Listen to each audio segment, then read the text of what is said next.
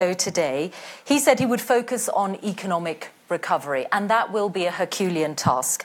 The IMF calls Zimbabwe's economy one of the most fragile in the world, and with elections due to be held in the next 8 months, progress made by the new government will soon be put to the test of the people. Please welcome the new president of Zimbabwe, Mr. Emmerson Mnangagwa. Thank you. Mr. President, let's begin with that task of economic recovery, the task that's brought you to Davos. What is the message that you are delivering here? Well, as you say, today is my 60th day, making it 2 months in office. On my day of inauguration, I mentioned that economics, trade cooperation would be priority to the new order in Zimbabwe, rather than politics as a priority. This is what we are going to do. In Zimbabwe, in order to catch up with the region, I'm sure you're aware that Zimbabwe is lagged behind in many areas as a result of isolation for the past 16 or 18 years of our history. Now, we are saying to the world, Zimbabwe is now open for business. To do so, it is necessary that we look at all the legislation which we have, which has been constraining business coming into Zimbabwe, so that there's ease of business, doing business in Zimbabwe. That is from the perspective of investors coming to Zimbabwe. And there's one key piece of legislation that's been controversial, and that was the indigenization law that limited the stake that foreign investors could take in Zimbabwean companies, that black Zimbabweans had to hold 51%. So is that law now going to be repealed? It's true. We introduced, as part of the administration throughout, the old administration, it is true, we had the Indigenization Act, whereby an investor coming into Zimbabwe, we had 3 categories of resources. We had the depletable and extractive resources, which required that an investor, when you come to Zimbabwe, you land at the airport, you already know that 51% belongs to us, and you remain with 49%. Then with the non-extractive, non-depletable resources, that was open for investors to come in. And the last category was that of the indigenous people, reserved sector. The sector is like retail business, small businesses, which was reserved for our people. But now, with regard to the first one, the issue of depletable or extractive resources, under my administration, we have limited that to only 2 minerals. That is diamonds as well as platinum. The reason is that we do not have comprehensive diamond policy, which we are working on by talking to already established economies who have diamond policy in our region or perhaps beyond. So in all other industries, what size of stakes could foreign investors hold in the future?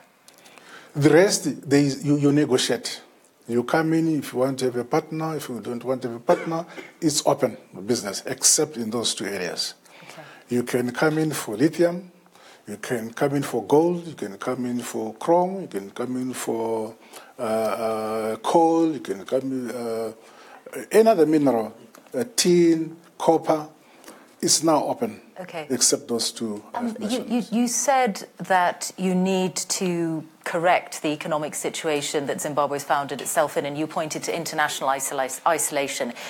You would acknowledge, would you not, that it is also bad decisions from the government of Zimbabwe over many years, a government, a ruling party in which you've been a key figure for many years, that has made those decisions? That is correct. This is why we say, going into the future, we would want to embrace the international community. We also want the international community to embrace us. And to do so, we must look at what is necessary to be done in order for the international community to accept us. in order for the international community to say, today Zimbabwe is suitable for the investment, is ready for investment. So we must look at the constraints which investors were saying, these are the things that determine their bringing capital into any destination. As you are aware, that capital can go only where it feels comfortable. Why was it not feeling comfortable before in Zimbabwe? So we must address those issues. Yes. Well, how would you answer that question? Because you were Mr. Mugabe's vice president. Before that, you were Speaker of Parliament. And many more other positions in his government. But as I say, from the time we introduced land reform, this is the time we had this isolation. But as you are aware, we could not stop our land reform because we went to a very bitter liberation armed struggle in order to get our land back from the colonialists at the time. So when we became independent, yes, of course, at Lancaster, the then British government, I must say, whenever Britain has led the Prime Minister, Zimbabwe enjoys the relationship. Currently with Theresa May, I can assure you, within 1 hour of my inauguration, there was an envoy from Theresa May saying they were ready to cooperate with us. But let me go back to your question. So in 1979, when we had our Lancaster conference, the British and Americans assured us that they will provide funding which we would use in the process of land reform on a basis of willing seller, willing buyer. But when Prime Minister Tony Blair came in, he abrogated that relationship. But we said whether there's British money or there's no British money, we'll proceed to correct the imbalance of land position, because at the time, 1% of the population owned 70% of the land, and 99% of the population owned 30% of the land. And I understand that the principle of land ownership is really important. It was particularly important in that post-colonial era of independence which you're describing. But there's no doubt that the way that the white-owned farms were seized had huge implications, not only for the people whose land it was, who owned that land, but for many of the black farm workers, and indeed for Zimbabweans in general, because not long afterwards the food crisis began. And you still have a situation where as many as a third of Zimbabwean children are malnourished. So what do you say now to those white farmers? Do you need them back in order to get the full potential out of the land? You are correct to say at the time of independence, actually Zimbabwe was a food basket of the region. We had to make a decision that we remain without our land and have the little minority cultivate the land and keep the title of being a food basket of the region, or take our land and use it productively until we become a food basket of the region. And I can assure you, the last 3 years, including last year, we now have food surplus since last season. And I have no doubt with the model of agriculture we have introduced now, we should be able to produce enough grain for ourselves, whether there's drought and there's no drought, because we have created water bodies throughout the country, and with support from Spain, support from Brazil, support from Belarus, we are bringing lots of irrigation equipment. Well, the World Food Programme said that even last year there were 4 million Zimbabweans who were food insecure. I am saying the last season, it is possible. In fact, the last 2 decades, we had food deficiency. So what is the position? What is the position on the white farmers then? Because some have come back and some have been welcomed back. Do you want them back? Will they get their land back, or will they be compensated? The new administration, we don't want to think on racial lines. that there are white farmers and black farmers. That should be a philosophy of the past. Okay, so farmers who own their Farmers land. are farmers. We have lots of former commercial farmers who have happily integrated into our system by accepting to have their farms reduced or downsized in terms of our ecological regions. We have 5 of them, and each ecological region has a maximum farm size. And those who have accepted have remained, and they're participating in our agricultural production and development. And we value their skills, absolutely. But at the end of the day, even the African farmer must also be trained, must be supported, must be capacitated by government. It's a deliberate policy we are making. As I've just mentioned, that since last season, we now have food surplus. The consumption of grain in our country is about 1.5 million metric tons per year, but this time of nearly 3 million metric tons, which means that the 1.5 plus 500,000 metric tons for strategic reserve, that makes 2 million metric tons of grain. The balance above that is now available for export. And we also now know, under the current model, that we need X amount of hectarage in Zimbabwe under grain so that we get the amount of grain which we want. And in this particular instance, we need 400,000 hectares of land under what we call command agriculture. And those who voluntarily enter the program, we supply them with the 5 requirements for their piece of land they will have put on the program. That is, they will have seed, fertilizer, chemicals. Mr. President, you clearly have big plans for the future, and you're at the start of your presidency. But I think it's really important to talk about the past, both because of what Zimbabwe's been through and because you have been a leading light in the ruling party for almost all your life. What would you say then? Let's address one particular phase in Zimbabwe's history, and that was the period in the early 1980s when you were in charge of state security and when terrible massacres took place in Matabeleland. Do you acknowledge that you were in a position of power when those massacres took place? I was Minister for National Security, that's National Intelligence. That is correct. We are not saying the past must be thrown away from history. It has happened, it is there. Currently, just a week ago, I have signed a bill, the National Healing and Reconciliation Bill.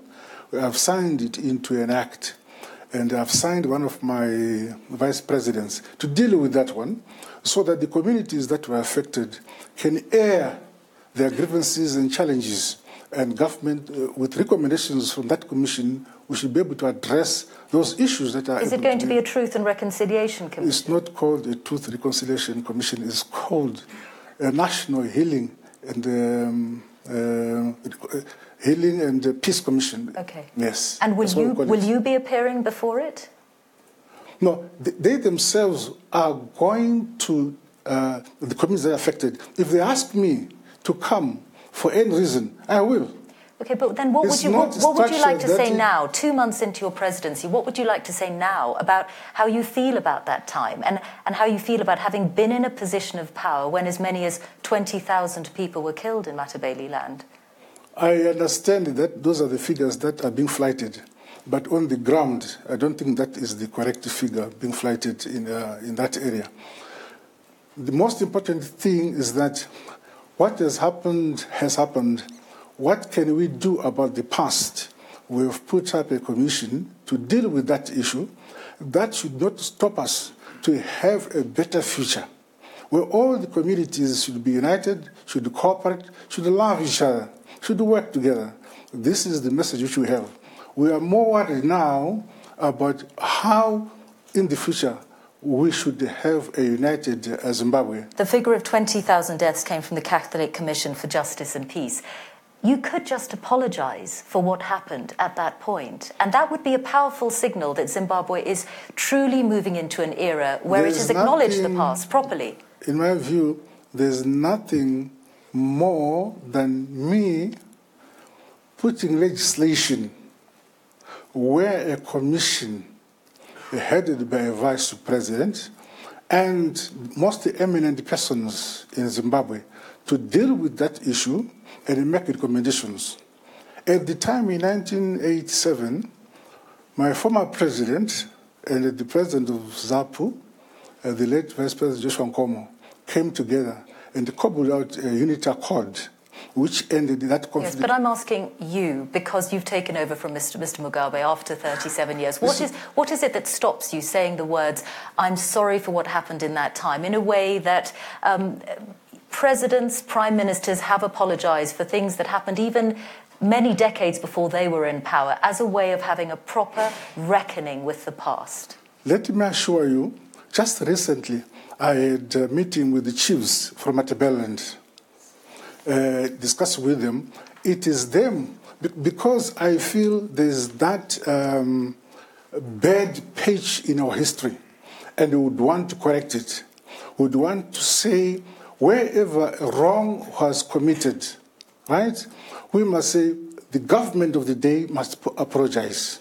Wherever a community had suffered any injury, if it is possible to have that injury repaired, we do it. So, as a community, as a government, and as traditional leaders, we have agreed on how to deal with that issue.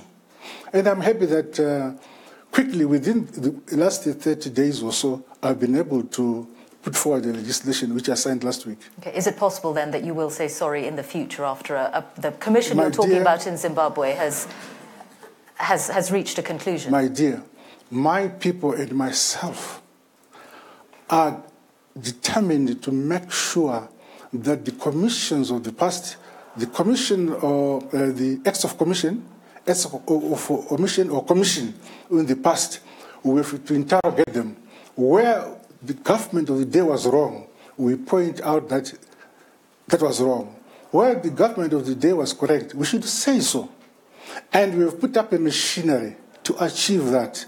I don't know what your problem is, but this is how I'm dealing with the situation. Okay, let's talk about the political process of the future and the political process of the future. Mm-hmm. Elections are due to take place before September this year. Will they take place in that time frame? I don't know who gave you the month of September. In my own view, we want to consolidate and deepen constitutionalism in Zimbabwe. And in terms of our current constitution, every 5 years we are required to submit ourselves to seek a new mandate. So the 5-year term ends in July. The constitution allows us to have elections even 6 months before the last date in July. Because of the introduction of the BVR, a new system of voting which we're introducing, which is ending, I think, on the 12th of February next month. After the 12th of February next month, I'll be able to make a proclamation of elections. So I believe that elections will not be in July. They will be earlier than July. Earlier than July this year. So within the next few months, elections will take place in Zimbabwe. Correct, yes. And you have said that you will allow in EU monitors and UN monitors? I have said that this time around, Zimbabwe is open and transparent. We want to have free, fair, credible elections, free of violence. If you have that criteria, why would you want to deny international observers coming to our country? Obviously, like in the past, SADC, whether it is political parties in the SADC, whether it's government, whether it's parliament, it's automatic. They come. This is what we, an understanding which is there between ourselves. The same with the continental body, that is the AU, mm-hmm. They can observe. But this time I've gone further and said the EU, if they want to observe our elections, I will welcome them. Other nations outside the EU who want to observe our elections, let them apply. And will those, wherever they've come from, those outside monitors or observer missions, will they have free and unfettered access? Will they be able to go wherever they want and look at whatever they want? I'm not an English expert, but I thought when you say it will be transparent, it means they have access. Unless the meaning of transparent means something different. But this is how I understand it, that we are going to have transparent elections, free and fair. And can you also guarantee that there will be no intimidation of opposition rallies, of opposition supporters, that their meetings, their gatherings will be able to take place in complete freedom and without any interference? The word you have used, guarantee, let me explain. So far, the leaders of my party, the leaders of the opposition leaders who are there, were all agreed that we need a non-violent general election. But I don't think those who commit violence make an application first that they are going to commit or assault somebody. But we as political party leaders, we must preach peace, and non-violence. All of us as political parties, that's what we're going to do. For instance, I'm sure you're a Christian too, the Bible is 10 commandments. Many people know about 10 commandments, but they still commit some of the crimes which are forbidden by the 10 commandments. Okay. A few specific questions. Will you set up a new independent election commission as part of that process of preparing for those next elections? We already have the ZEC, the Zimbabwe Electoral Commission. It's one of the 5 independent commissions. It's already in place. It is the one. In the past, when you got independent, we used to have the government running elections. But this is not consonant with international practice. You would want to have elections run by an independent body, not by government. So this is what we have done. Okay. And will Zimbabweans outside the country be allowed to register to vote? Totally. Anybody who is above the age of 18 in Zimbabwe and is a citizen, in some instances, other classes may vote depending on how your class of residence is classified. But if you're a citizen, you're allowed to vote in these elections, as long as you're 18. And if ZANU-PF lose power in these elections, will you hand over to the opposition?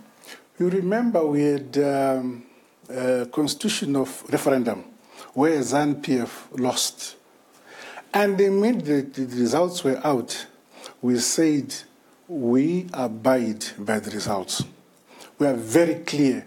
The purpose of an election is to have the electorate select a team of a team of persons whom they think addresses their challenges and their needs. If we lose elections, that's it. Whichever party wins the election will proceed to take the reins of power, because they will have appealed to the electorate perhaps with the better policies and so on.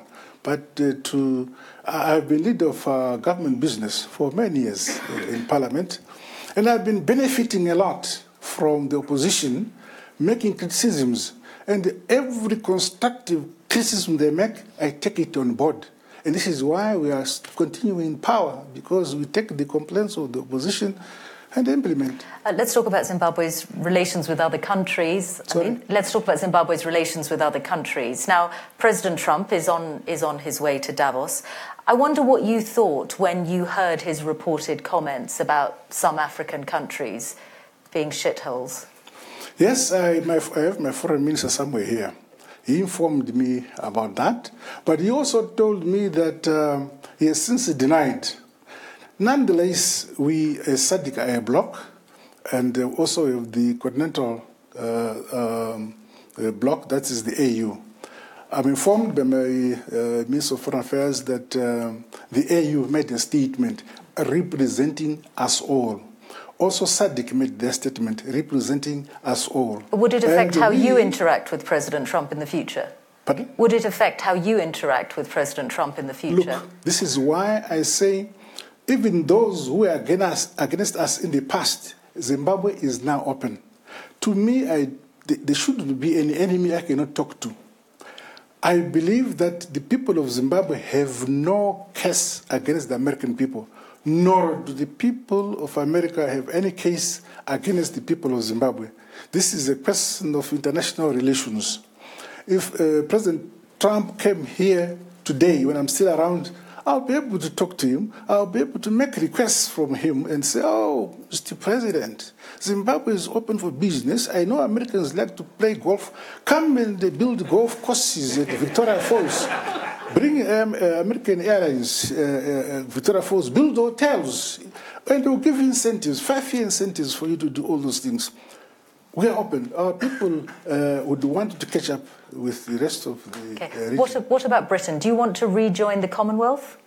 Now, one of the major points which the envoy from Prime Minister Theresa May, Mr. Stewart, who came to see me within 1 hour of my inauguration, one of the issues he raised was that Prime Minister May would want to know whether I'll be joining the Commonwealth.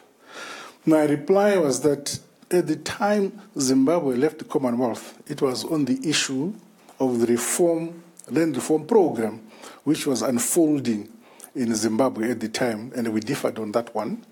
But now, as far as we are concerned, the land reform program is behind us. All what is there now is the interrogation of it and say, are there people of multiple farms or on issues of boundaries and so on?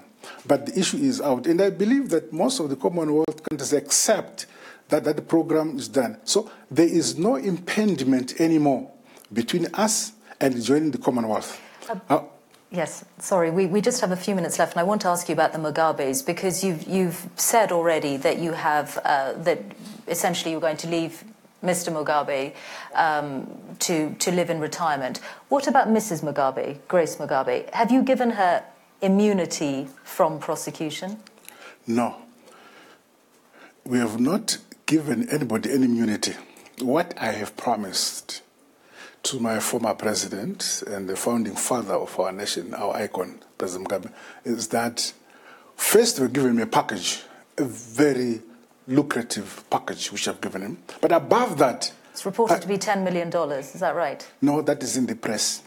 What is the figure if it's incorrect? No, there's no figure, but it's a question of he continues to enjoy his salaries, his allowances as before, offices, security, secretariat, things of that nature. Motor vehicles, that's what he could enjoy. Travel by first class.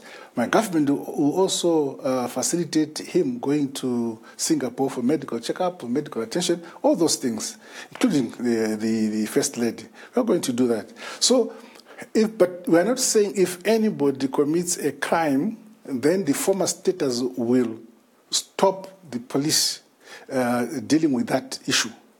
So, but I'm saying that the new administration will do everything possible to make sure the family lives in peace undisturbed. This is what I want. So where is the accountability then? It's clear that there have been many terrible decisions that have been made, decisions that have brought Zimbabwe to the economic point that of which you're aware and which you've described. So where is the accountability for the past, whether on the part of the Mugabes or others like you who have been in positions of power? Whether you want us to go back into history and interrogate the past and say, here, X was accountable, X was accountable.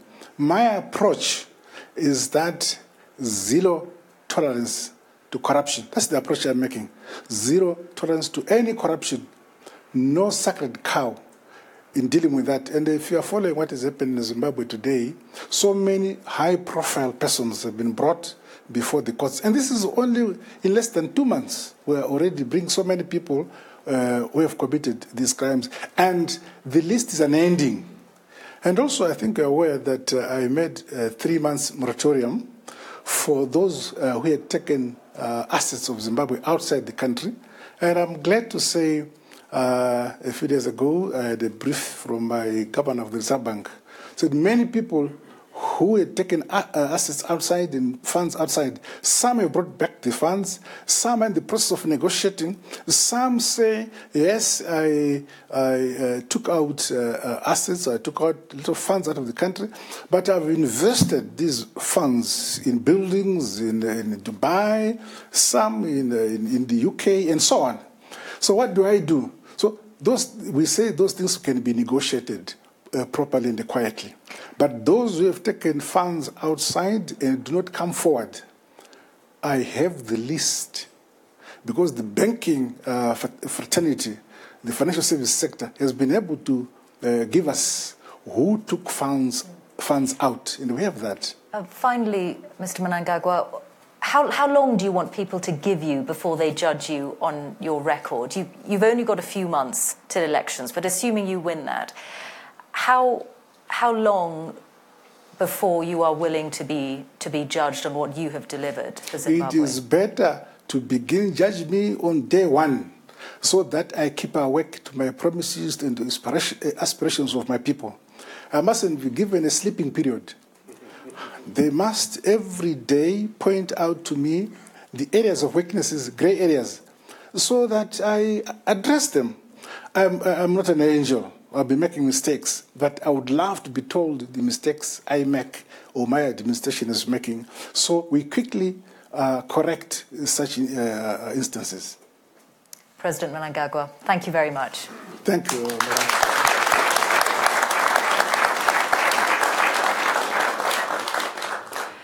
Thank you very much, ladies and gentlemen, and thank you again, Mr. Mnangagwa. You're leaving tomorrow, I think. Yes, I leave tomorrow. Before President Trump arrives. See, I would have loved to see the lady, Mrs. May. Because Margaret Thatcher was good to us.